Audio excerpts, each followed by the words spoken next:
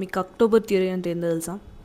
So last 3 months of the year మిమ్మల్ని చాలా ఇబ్బంది పెట్టి ఆ, ఒక స్ట్రగుల్ క్రియేట్ చేసి మీకు ఒక లైఫ్ లెసన్ నేర్పిస్తుందంట. అది it's considered the second new year of the year. ఎందుకు నేను ఇది చెప్తున్నా అంటే, నాకు ఎక్కడ లేని ప్రాబ్లమ్స్ అంతా అక్టోబర్లోనే స్టార్ట్ అయింది. అప్పటి వరకు స్టేబుల్ జాబ్ ఉండే, జాబ్ పోయింది.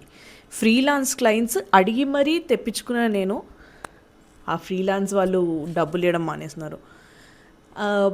ఫినాన్షియల్గానే కాదు, ఇంకా ఇమోషనల్గా కూడా చాలా అయినాయి.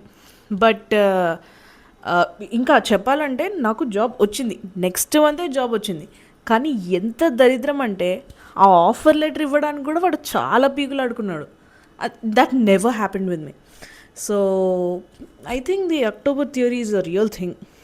మీకు అట్లాంటిది ఏమన్నా అయిందా? ప్రస్తుతానికి ఇట్స్